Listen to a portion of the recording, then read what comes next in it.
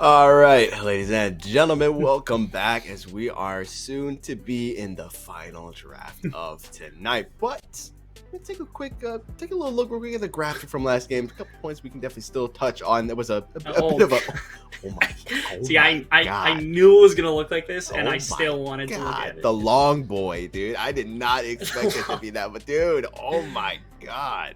Yeah, he did more collective damage than everybody but Blaze, it looks like, all this time, which is kind of insane to think about just how much that APA was able to have an impact in a game like that.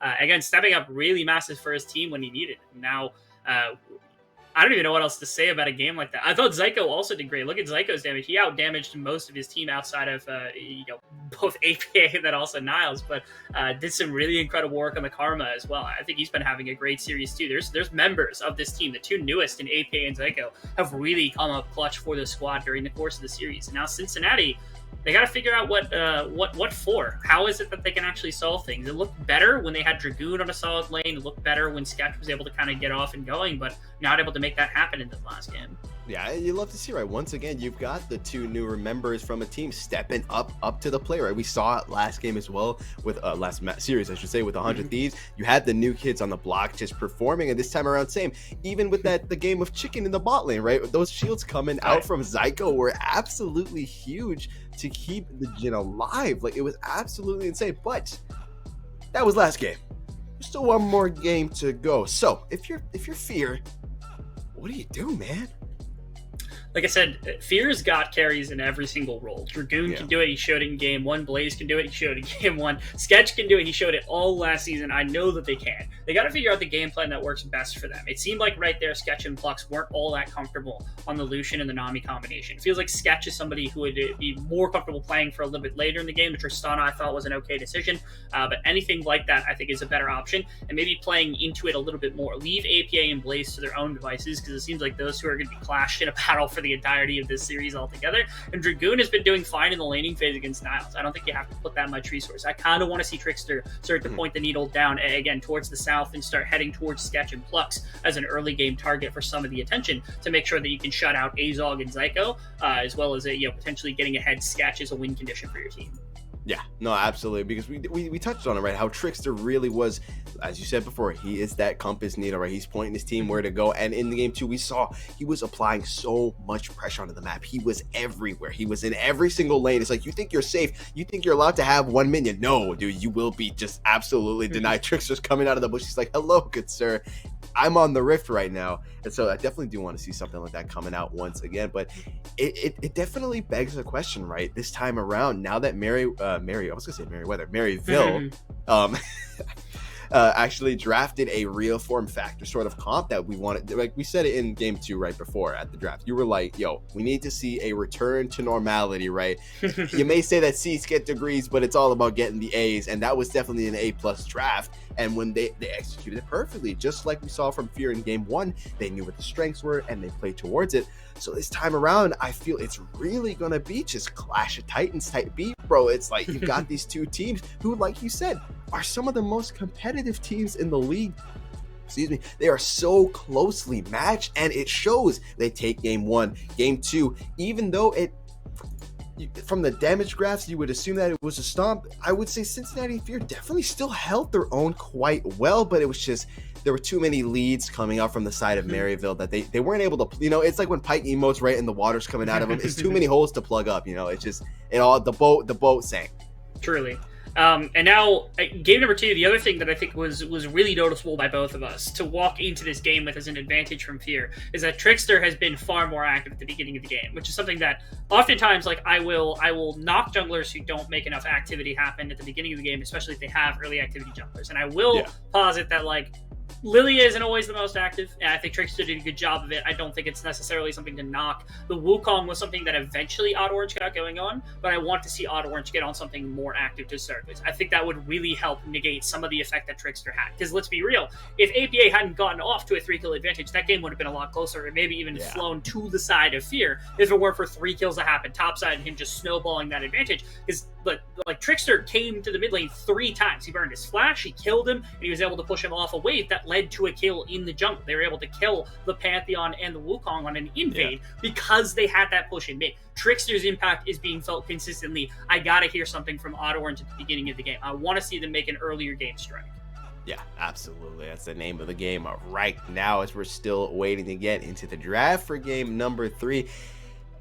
It's gonna be not only is it gonna be a banger. we call it every time. It's gonna be a bloodbath to say the absolute least. I'm also quite curious. I want to see a little, just a little bit more of like we were saying, right? Odd Orange. You also said that you want to see a bit more kind of coming out from. I am curious to see though. Is he like? Is he going to try and maybe match that sort of aggression / pressure coming out from Trickster? Or is he going to be like, okay, bro, you know, it's like, go ahead, try and get some kills. I'll be the PvE jungler. I'm just getting all the OBJs. Gonna have to wait and see, but draft's about to be underway, so we'll get our answers most likely. Let's get right into it with the last draft of the night. And we see already. Oh yeah, go ahead, please. I'm just saying we're right back to blue side for Maryville. We're back on the same side. Haven't swapped. Dude, yeah. Great minds literally think alike. I was about to throw that out. They kept the sides the same, both being like, yo, sides diff don't matter, bro. It's all good. Cincinnati Fear is like, listen, red side gang, baby. It's like they're keeping it. And that being said, most of the bands still looking pretty much the same. You've got the Darius and the Gwen being taken off the board by Maryville, and the Talia and the oh my god, bro, I cast it, I can't even speak.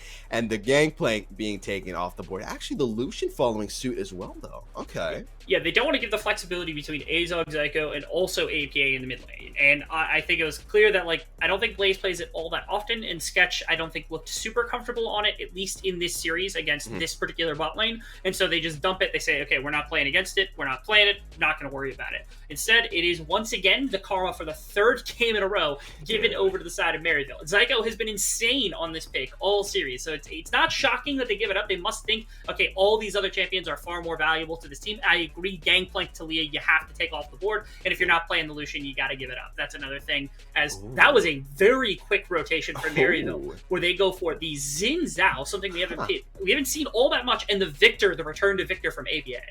Yeah, absolutely. No surprise there, right, from that last performance. A little surprised, honestly, that they left the Victor open for APA to snatch away.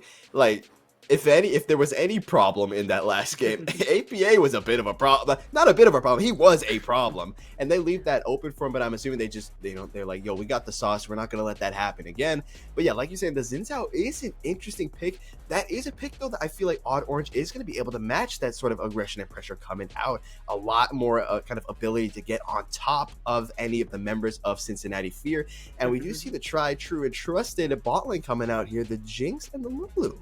Okay. Yeah, this is Sketch in the previous split, obviously, was playing during a time where it was pretty much all Jinx. Like, if you got Jinx, you played it, and Sketch was really good at it. It's not still at that level by any standard. It's a lot lesser, it's lower on the tier list of ADCs that you can pick, but clearly Sketch is comfortable on it. They get it with the Lulu, so it's got range to work with when it comes to wave clearing against this Karma, which has been a massive benefit to the side of Maryville, so there's that to consider. Second, we're looking at mid lane next. That's almost certainly going to be the R4 right here, because they know the Victor is going into the mid lane now, especially since the Karma is not likely to flex the top side, so they're really, really concerned about the Victor in the mid lane and what response you can get. I like the LeBlanc ban because it was a first pick from Blaze earlier in the tournament against, I can't remember what team it was that he first picked it against, but then also the Ahri for that comfort being removed. Now they're dipping down the tier list. What is next for Blaze? Yeah, that really is the question, right? And that's red pick. Here we go. We're waiting right on it. And yeah, it's just like big brain rebel, baby. That's just how we do things around here. Calls it right. And there we go. The Orianna does get picked up here going into the Victor. You surprised at all by this? Is this something you were expecting to see? So they've got incredible team fight with, like, they have a Wukong for delivery, Cyclone on top of Shockwave with Jinx rockets, big AoE splash damage wombo combo, right? Like, as many words as you can fit into that as possible. But it is slow all the zingers. For one thing. Yeah, all the zingers. It is a little slow right now. I do have that concern, that it's entirely predicated around team fighting. And I'm curious if, like, that's something that they do have to concern themselves with. I love this. I love Twitch. And it's going to get picked. That's exactly what I want to see in a game like this. Perfect. Okay. A lot of picks coming out of left field. We were just not expecting. You got the Zins out, you got the Twitch going on, and once again, Niles is just gonna go ahead and snatch the Camille away from you. He's like, gimme. He's taking that, and maybe he performs a little bit better. Gonna have to wait and see as the last pick comes through here. Oh, I hate Jack so much. You hate Jack.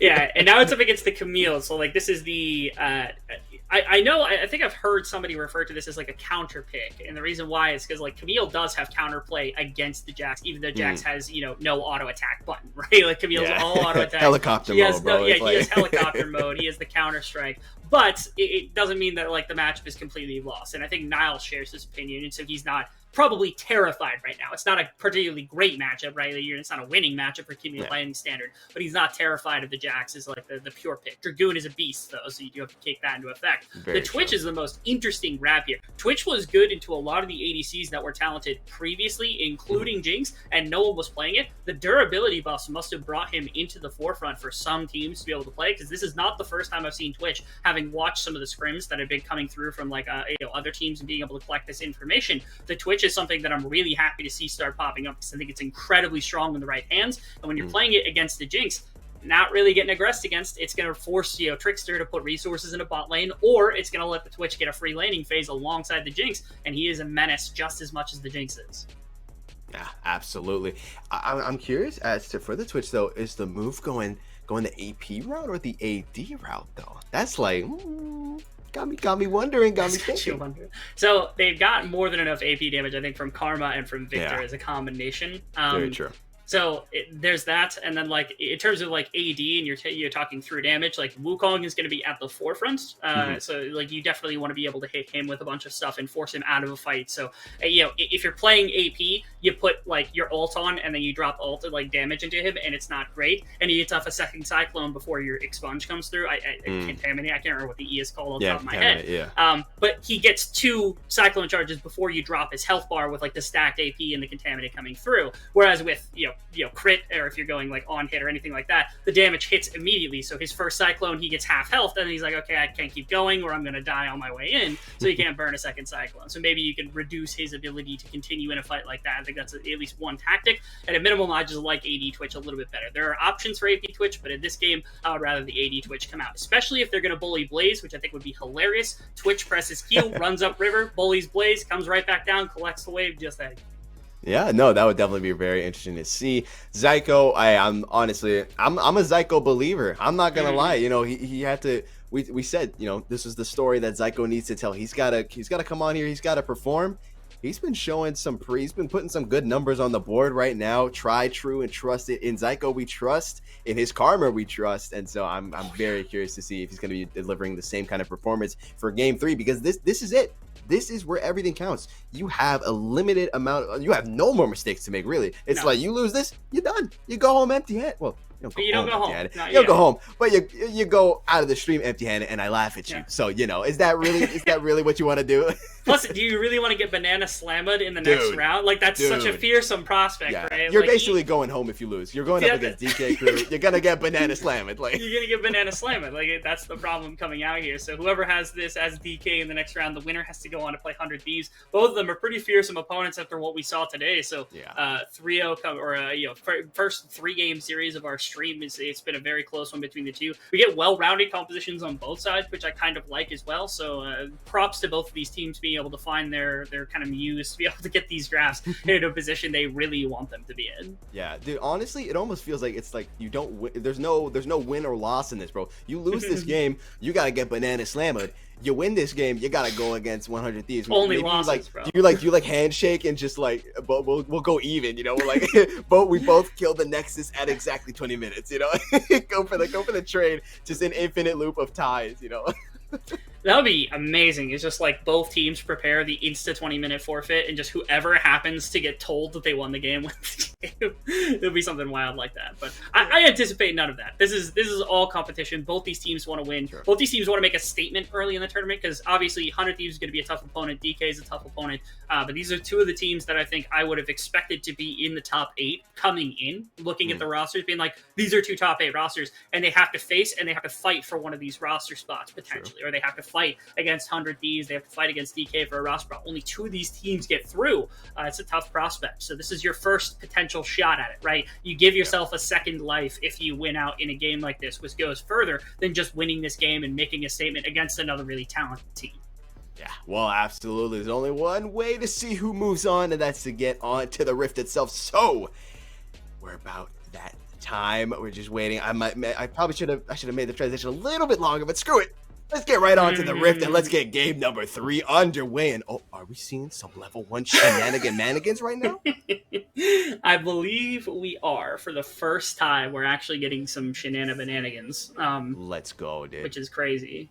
And we got some from the Banana Slammers earlier in the day because the DK crew were able to make it happen. This is our first one in this series, however, so they're going to wrap around wide. Dragoon isn't going to catch them until they round the corner. Oh, the cue for the slow is huge. The hook shot as well to get the stun. They're going to try and find something. Not quite going to get it, though. Dragoon going to go ahead and leap onto Trickster and escape. Going to do a lot of damage, but not quite going to find too much. Just going to drop some wards, drop some vision. Same thing coming out here from Plux in this bot lane. Yep, they get just the Ward of the Raptors in exchange for the Ward on Krugs. No Summoner spells were burnt there at all either, which is a little astonishing to Dragoon.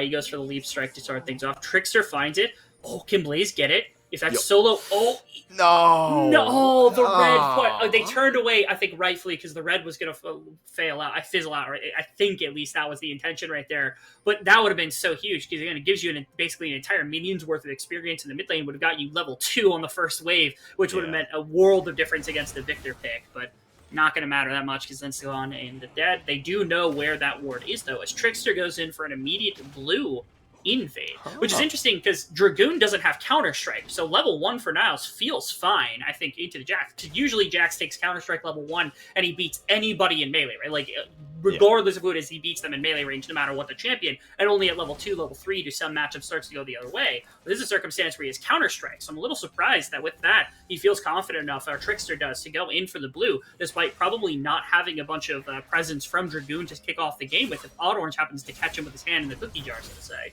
Yeah, absolutely. Look at that. Dragoon already is just getting chunked down without that Counter-Strike. Just can't tank that much. Yeah, waiting for that level 2. Niles already in a perfect position here. There we go. Level 2 has been achieved. Trickster, and realizing something was probably up, though, is going to go up and try and help his boy out. Dragoon has had that Counter-Strike now, though. So it's going to force Niles to back off with Trickster up in the top lane, showing himself. That's going to give also a lot of information over to Maryville, where he's at. Interesting. So I like the idea of like him just clearing out a couple of camps, coming top immediately to help out Dragoon, but it worked out like not just worked out not as well as it could have. I feel like that could have been played by both of them or communicated better to get a kill of some kind onto Niles, but it ended up yielding literally nothing. Not a summoner spell, not a defensive anything, not an offensive anything. Instead, Dragoon just took a bunch of damage and he a couple of camps. But now Odd Orange, if he able to get to this play into Blaze potentially, this could break everything. Indeed it could. No vision in that bush. Blaze has a feeling something is up, but oh no, if he steps just a bit too far forward, he might go down. He missed! He misses it. Does get the flash out at the very least, but he won't find the kill. Okay. Niles? Trickster into the top lane here, though. The Counter-Strike gets dropped, and Niles, goodbye, first blood, goes into the hands of Dragoon. He bided his time, and he's rewarded accordingly. A great repeat gank coming out here from the side of Cincinnati Fear. Trickster knowing he can go into top side for free, because bottom lane has push. You can see they're defending the jungle so that there's no counterplay from Odd Orange. He's going to grab up. No way they just got that from him, too. They actually stole it. That is huge. Can they steal the kill here as well? The Ignite going on into Odd Orange as well. Shield coming out, though. Zyko is here to lend a hand, but will it be enough? It will not be enough, because Odd Orange is going to go down. Plux running for his life right now, but the Azog just doing too much damage. They're going to get that first pick. Sketch might be following suit with his AD, and he is going to go down as well. Down goes Sketch, and they will grab themselves the 2-man. So I thought this was a really, really good play. I was so happy with Cincinnati Fear because they're defending the jungle. They get the top side play to make sure that Jax is doing fine in the laning phase. They're defending the farm, so that means Odd Orange only gets the Scuttle Crab, and then they get a little too aggressive and they say, okay, we're going to bring down Odd Orange. And yes, Xin Zhao gets shut out. He's down in farm. He's killed. But they give a kill to APA. They give a kill to Azog. The Twitch and the Victor, especially the Victor. Once again, we saw what he could do with the wave clear, especially into an Orion early. Not a great thing. You can see Plux actually grabbed it with the E. as Odd Orange kind of prompted this, he ran in on top of them. Zyko was right behind, and they must have thought, oh yeah, we kill him here 100%. Not expecting APA on the wraparound. Why? Orianna was pushed out of lane only seconds ago. Literally seconds ago, she was pushed out of lane, had to TP back in. Azog gets to leave from the wave because they had shoved in the bottom side, so that's also minions that are lost by Sketch. And again, summoners were burnt to get here in the first place, so APA just gets to pull this kill as well. Yep, absolutely beautifully done. Sketch fallen, and it does suck to see because I feel like Odd Orange is kind of overestimated his abilities. I feel like he kind of thought that Zyko was a bit closer because we saw that the moment when Zyko pulled up, they were able to get quite a lot of damage output onto Sketch and Plux, and then overall, right, they were able to turn it around and get that double kill. So it was just, you know, a good plan, bad execution, or not optimal execution. I think what it was is that Odd Orange actually, him dying there allowed them to push mid wave, which let APA come in late, and it also let Twitch come in and punish Sketch by pushing an additional wave. Which is great scheme of things, probably just as valuable. Wow, Dragoon is just getting absolutely rocked. Oh, it's gonna be pot diff, baby, though. No, sir. Again, dude. Again, Let's go.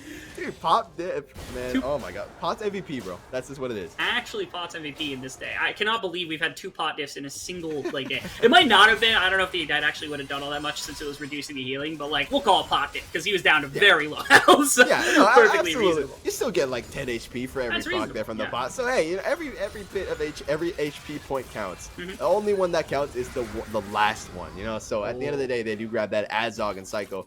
We're gonna find something here though, maybe. They get up close, but the polymorph coming out is going to deny Azog a lot of damage to come out, though. We see the root coming down to the plugs. Trying to find something here. A bit of damage coming out, but overall, not going to find too much.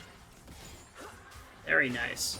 Like that coming through. Again, as the Twitch begins to scale up in the game, the more menacing he becomes by being like an invisible roaming threat, potentially into Blaze and potentially into Sketch. Where like if he catches Sketch on his own, Sketch is in a very, very rough place against the Twitch, especially with this early advantage that has come through. You know Zyko is going to be behind him, giving him shielding to boost him into fights as well. It makes it all the easier to work with. Slowly, it feels like there's going to be a lot of respect that has to be paid by Sketch in the laning phase. There's going to be a lot of respect and wave clear that is lost by Blaze in the maining phase between Twitch and also, again, APA getting onto his wave clear breakpoints. And Niles is doing fine in the one-on-one despite the early kill going over Dragoon. Dragoon will swap this eventually, and the Jax will be an absolute beast. I think level 6 is a good point for this because his auto-attacking just gets that extra little buff of bonus damage on top of getting the ultimate for the Grandmaster's resolution. Something like that. Grandmaster's, my apologies for the extra resistances, but so far Maryville's done a great job of kind of dancing around in the early game, finding gold where they need it to get these characters into the proper position to really do what they're meant to do in a game like this. Yeah, absolutely. Now we do see first drag up on the map. It's going to be an ocean drag as well. Odd Orange slowly but surely making his way over there, grabbing the red buff. Actually going to opt to back first. Let's go buy some items there. You know, for half a second, I was going to say, does he not have a jungle item? And then I realized he already has the fully upgraded smite. I got worried there for a minute. Like, I'm sorry, what? But does have that already. Does have now the chain spike whip. So that's going to be absolutely huge for him. They slowly but surely move down. We do see actually support and ADC lending a bit of proximity here. Applying a little bit of pressure onto APA. Let's see if they can make something out of it. We have APA who's able to match. It looks like a Rift Herald swap coming in. His Sketch and Flux have just moved up here as fast as possible to get some of the gold back, because they're down about 700 right now, which isn't a ton, but this Rift Herald would certainly be able to drop that number to basically 0 across all things. And now all 5 members of both teams are here. We could see an outright fight over top of this, so now we're looking at level advantages. I can't track all of that while this Rift Herald is potentially being tested. See Azog with level 6. He's invisible. Yep, it's going to be close, though. Dragon looking to do the first deed, hopping in there with the counter-strike, but the Crescent Guard being dropped as well. Dragoon needs a flash to get out of there. So incredibly low. Hextech ultimatum. They will pick up that first kill. We'll trade 1 for 1, though. Jinx with the resets. It's going to be enough, though. No, will not. Grabbing one, and APA is looking to do things again. Looking to run it back to game number 2. Flash going over the wall here from Sketch to escape. And so overall, they will go 2 for 1. Well played. Rift Herald does go into the pocket of Dragoon, so he's got that one ready and raring to go. But Maryville plays for the fight, and now, second kill. Again, upgrades, people. APA on the Victor, getting these kills early really gets him into a place where these upgrades are such a valuable addition to the kit, able to manage. Not to mention, if he gets a second plate here, that's huge, because now he's matched the number of plates. I don't know if he got both of those in one fell swoop. Might have just been the one. But again, Rift Herald only guarantees you 2, which means that you've at least have the amount of guaranteed gold that the Rift Herald is going to give you see from just the charges that come out. And you can see in the gold graph, Dragoon is strong, still not able to outmuscle Niles in the individual lane, and you can see APA massively ahead of his lane opponent. He's got about 1,500 gold in advantage over the Orianna, and Azog also at a massive advantage over top of Sketch at the beginning of the game with this Twitch. Means great position to be in if you're Maryville. We saw this in the last game as well, this Victor getting off to a very good foot, and it's happening again. The dragon stacking will now commence. It means they can start playing for commanding when this fight is going to happen. Getting this Twitch and this Victor into big team fights where their big AoE damage is going to be very useful. Yeah, and APA already, we saw on that gold grab, right? He's running it back to game 2. He's ahead of the curve at the moment, has 3 Darksteel stacks already, and he's more than happy to get a couple of more. But meanwhile, they're looking to get a kill here on Niles as well in this top lane. So much CC comes out, and it just doesn't matter what you do. He might actually still get the one-on-one here. He does. Will still go down. Does get that 1-for-1. Plux trying his best to shield him up, but can't quite find it. Trickster? Oh, Trickster, what are you doing, bro? Come on, see what I just said. APA was more than happy to get some Darksteel stats, and they just get hand-delivered to him on a silver platter by Trickster there. It's really compounded to being even worse because, again, the worst part about Dragoon dying in the dive topside is he's the one with Rift Herald. If they have Rift Herald, they can break top tower, get first tower gold, take that away, right? But now you're getting free plates to Twitch, you're getting free plates to Victor. Victor gets a free kill off of Trickster, just kind of losing his mind and standing in the face. Now Zyko's going to turn off Sketch, and he's going to stand in the Chaos Storm. He's getting another kill. Oh my god. I literally just, like, half a minute ago was saying how he's had 3 Darksteel stacks. He's at 7 now. Yeah. Like, that is insane. APA is looking to run it back and do it even better than before. My God, he's looking amazing right now. Meanwhile, in this top lane, though, Niles trying to find something here on Dragoon. A very nicely job backing off to deny that counter strike. The Axie ultimate comes down with the Ignite as well. The auto attack, so much damage coming up from the Q. The Cyclone, but the shield from Zyko. In Zyko, we trust, but it won't quite be enough. It's still going to go down to Trickster, and now Zyko needs to run for his life, needs to make it over to the safety of Odd Orange. He's so incredibly low. Whew, hit him with the B, baby. That's right. We get out of those. Well played. Ending up getting the 1-for-1 in the top lane, and once again, it's Dragoon who absorbed a little bit of early resource and was able to be like this kind of the benefactor of some of the early play from Trickster, and it did set him off on enough of a good foot to be able to beat out Niles in a one-on-one fight yet on the Jax, which is really kind of tragic, because again, if they've got that going, at least they have a side lane. Now Azog, I told you, he's going to stand in the face. Yep, the flash to get away from the chompers there, pop the ambush as well with the ultimate. Sketch incredibly low, but the ultimate that came up from Plux was huge, keeping him alive. Now we see the Ignite coming out. Plux is tanking the turret as much as he can, and they will find the killer. Plux will go down at the end of the day, but that's going to be a kill for Sketch and some plating for him as well. And you can see that APA actually moved out of mid lane and they called it, and that's going to force Jinx from actually getting more plates than maybe you would have been able to. And you can see she has to back because her health bar is low. Now Trickster's just getting run down by Outer, and he's going to die as well. Oh my God, nothing you can do there. I mean, he's surviving for quite a bit, but at the end of the day, it does still go down. We see the Rift Herald getting dropped in his top lane. Boom, that's going to be 2 extra platings going into the hands of Dragoon here, so he'll at least get something out of that. We do, but again, it feels like kind of peanuts that are going over to the side of Cincinnati. Oh no, APA, the menace is here. A very nice ultimate though, but the Chaos Storm, it's just following him. You're too slow, bro. You can't outrun the Chaos Storm. We'll still go down. It doesn't matter what you do. You're forfeiting those Darksteel stacks over. Goodness gracious, it's insane. The bottom side has just been so good for Maryville. Mid lane, this Victor pick has worked out insanely for APA, being able to generate these early kills somehow in both games now to get himself on just this massive advantage before anything else really kicks off. And Azog in a similar place, he brought down the health bar of 2 full members. He's basically solo farming half the time in the bottom lane as well, as APA just collects turret plates. Both carries are set up so massively in a game like this. You can see current experience, APA, he's a level 11. He's 2 levels above Blaze right now. That's absurd when it comes to the amount of experience that he's been able to get in advantage. Heck, look at Azog. Azog's almost matching the solo laners from the opposite team. That's how much he's been on his own and how much he's been able to generate as just this Twitch in his lonesome, as Zyko's just kind of been everywhere but bottom. Yeah, absolutely. Trickster looking to move down here. Maybe they're trying to find something like Azog again. He's getting flashbacks to what happened to him prior. He's trying his best to hold, but it doesn't matter. The Cyclone comes out. Oh my God, the Super Mega Death Rock will hit the mark, but Trickster will. Oh, maybe not. Plux with the clutch ulti. The heal coming out as well. Oh my God, if they get this, they actually get it. They're too good. In Plux we trust, baby. He's like, yo, Zyko, this is what a shield really looks like. Now Zyko just can't do anything, has to watch his Kurt falls. Oh my god. Oh, nah, Sketch. I was wondering if Sketch might try and get something here with it, get excited, but he's going to opt to back off instead. Those empowered Qs could wreak a lot of havoc onto the health bars of Plux and Trickster, so instead are going to go ahead and back off. But APA is coming. Death is coming, and if you don't leave now, you will meet your end. And yeah, Plux and Sketch respecting that, and we'll back off. Okay, so now what we have to see is they kept specifically Zyko there because they knew that was going to come through. Plux! Oh my god. That is what? It's the second person he's killed under their own tower with a laser. Here?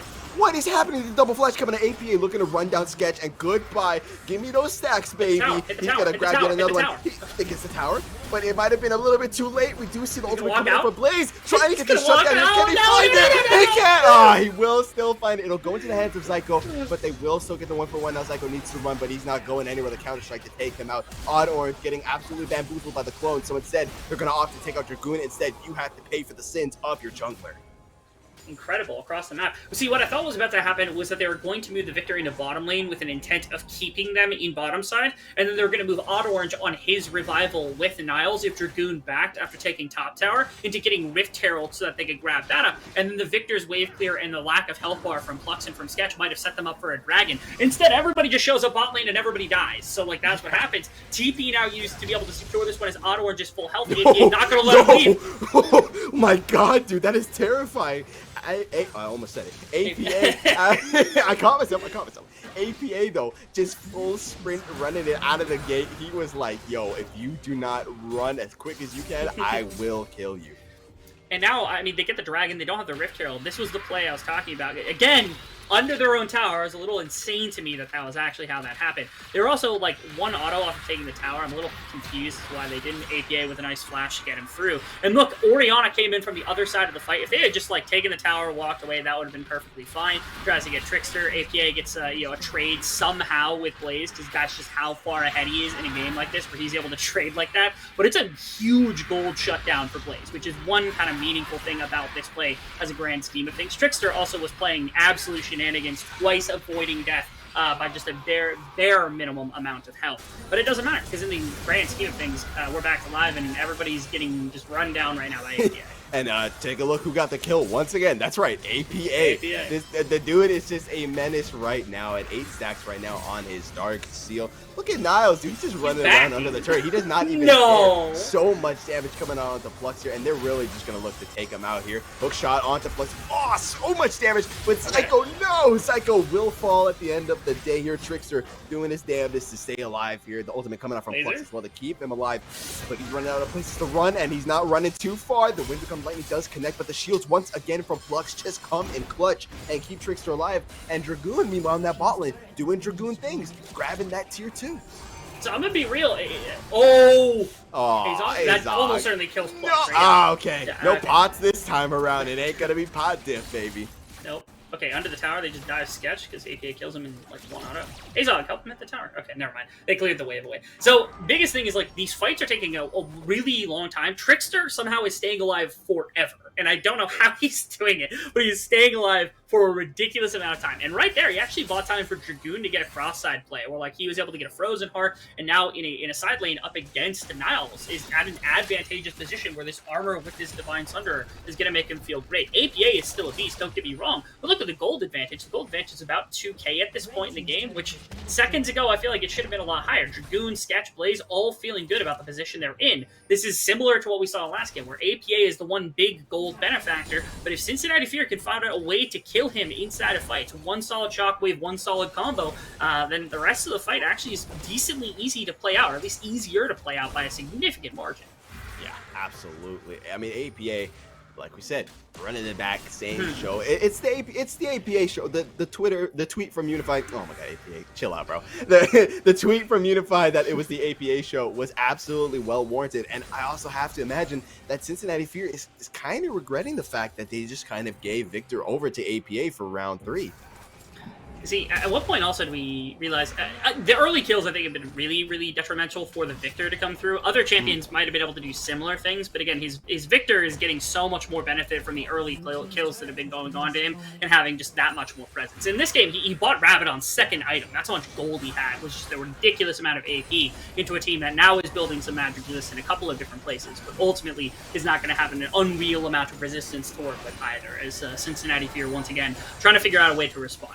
My curiosity comes to whether Maryville are able to transition this once again into an advantage there, although other members of the team, like will Niles get some gold, more specifically, will Azov be able to get some gold? Because if he does, and he's able to match Sketch, there's basically no team fight that you can take unless you kill 2 full members on Maryville that Cincinnati Fear is going to win outright, as opposed to, Maryville, where it's like if they kill if either one of their main carries stays alive, if they put some gold into Twitch, they're going to feel fine. And I kind of want to see them do that. They've got 2 dragons, 3rd dragon's coming up in a minute. They're going to go after that one. I want to see them flood some gold into the Twitch, try to get them onto 2-3 items or 2.5 items or something around the next dragon spawn, or the 4th dragon spawn. And if they can do that, that's really, really going to make it difficult. Cincinnati Fear is going to have to play out of their minds to win that fight. That's going to be a near instant win for Maryville if they can get them that strong.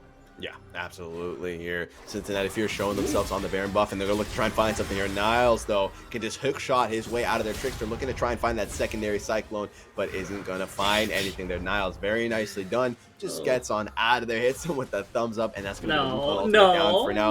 And APA, dude, is just getting this turret in the bot lane here. He does not care. If no one comes to match him, he'll just keep doing what he's doing. He's a menace. It's free real estate, and he's all for it.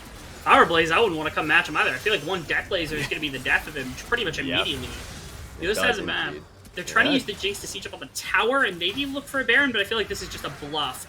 Then there's the TP coming in from Victor. That's bad. The death is coming, and his name is APA. If you don't leave now, you're going to eat the dirt. And down goes Plux. Down goes Dragoon. Trickster and Sketch. They have nowhere to run. Face your fate, because it's over for you. The Grim Reaper is here, and his name is APA. They run for the hills, run for the turrets. They're trying to do their best to get out. APA, he sends the death ray behind him and just keeps on walking. Cool guys don't look at explosions, and they're giving everything over to APA. Blaze, meanwhile. Yo, Jungle Oriana? Kind of different, though. Okay.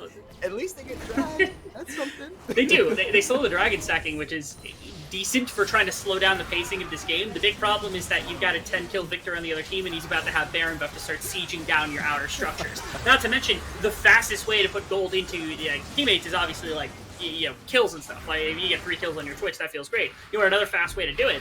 Structures. You bring down 5 structures, he's gonna have a bunch of gold to spend. Right here, this is just APA like tearing them apart. Like, they were so choked up in this. They didn't have complete control of the river. They didn't have a real escape route, and they ran into the river direct into APA after his TP.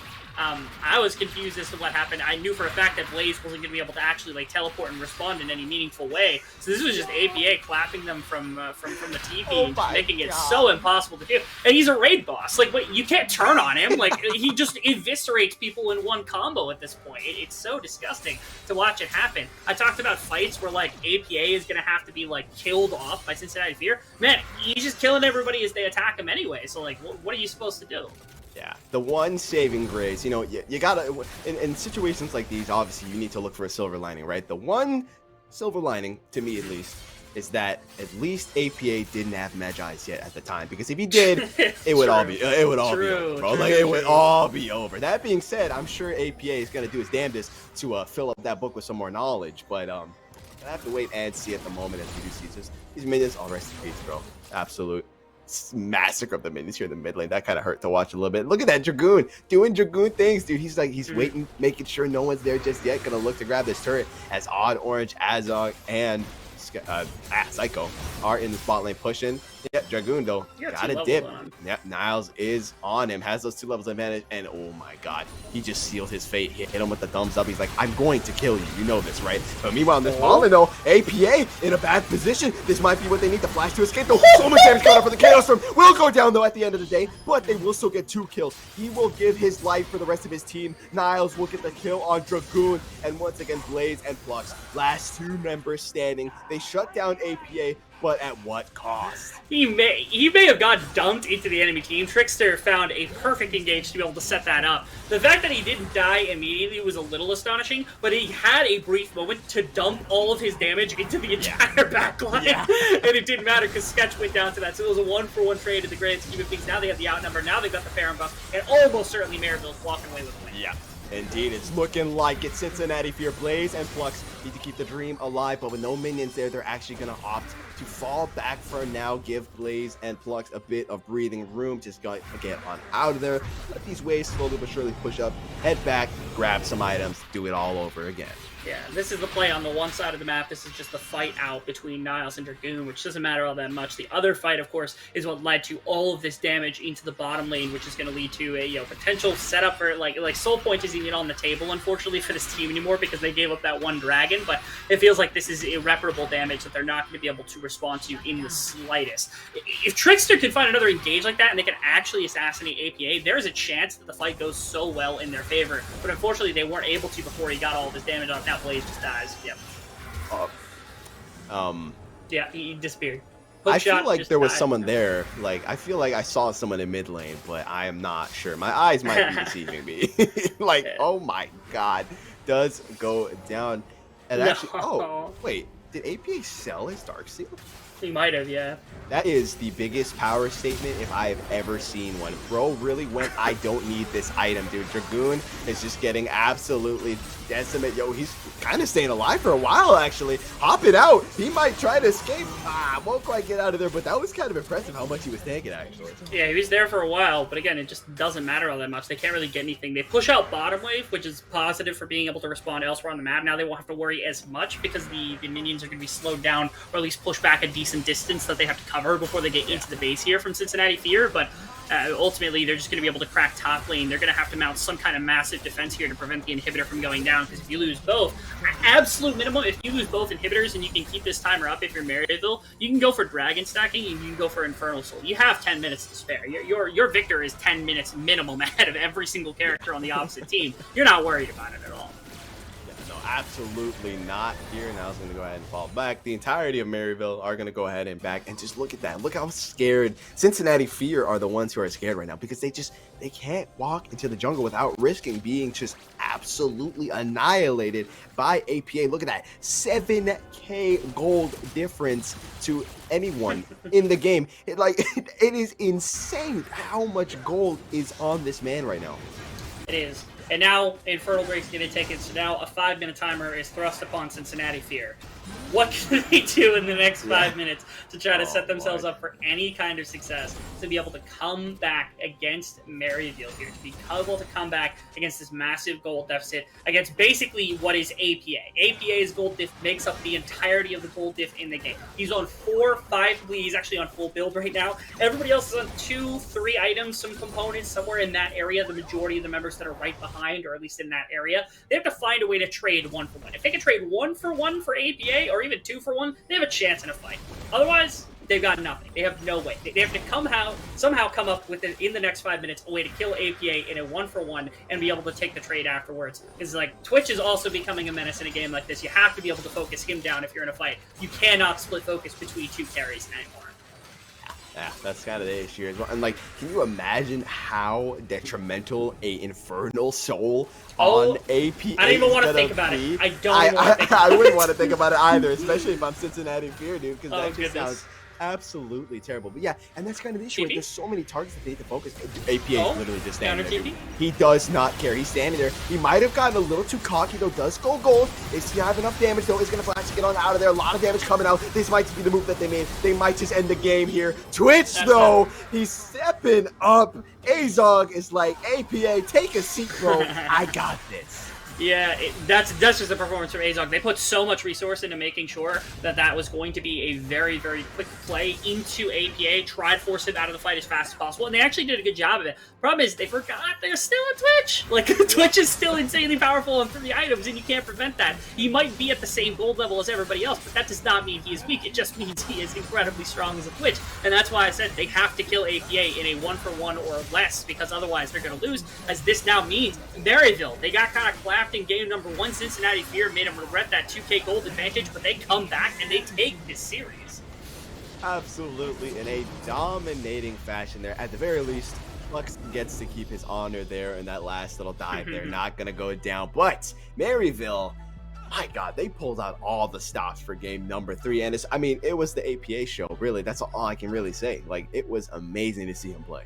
It was the APA show until he wasn't anymore, because then it was the Psycho, or my apologies, it was the Azog show, as they did an amazing job. Yeah. It was incredible because for 2 games it was APA. Like game 1 was so downplayed on the Lucian. It felt like his purpose was to wave clear and to be there in case anybody needed him, and it just wasn't necessary. And then you start fighting with Victor in game 2, game 3, he starts getting kills, and he's just got such a gold advantage over everybody. He's commanding the entire game. It's really astonishing what he was able to do as an individual player inside of those 2 games to make such a massive effect that they weren't able to really respond to. It's kind of unfortunate to watch. It's like game 2, Blaze had that really competitive kind of response against them, and game 3 weren't able to. Watch this fight, because again, they force out APA. Dragoon does a good job trying that. They weren't able to do anything. The stopwatch, I think, was really good, because this is the flash against force. And where is the Twitch? Twitch is behind everybody. Of course.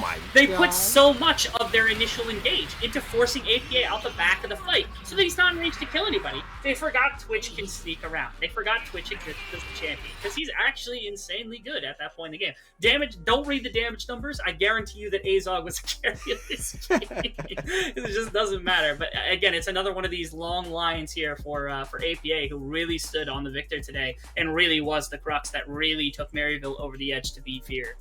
Yeah, absolutely. APA is, in APA we trust, right? And not just that, obviously it was still a team effort, right? The shields coming out from Zyko especially were so clutch so many times. We saw Azar right at the end there just pulling all the stops out. He's like, listen, bro, APA, chill, bro. I got this, man. Like, take a break, bro. Catch some sun. It's summertime, right? Get a tan, bro. I got this. Let me take over, right? Just doing that. And a beautiful performance, really. That's all that can be said. Yeah, the fact that Zyko stepped in on the day and was able to do some pretty great things in support. Again, the Karma is probably something that teams have to consider banning in the future, because he was so good at it in a number of circumstances. The Victor for APA, or just in general, APA has to be considered one of the main carry threats now for the side of Maryville as well.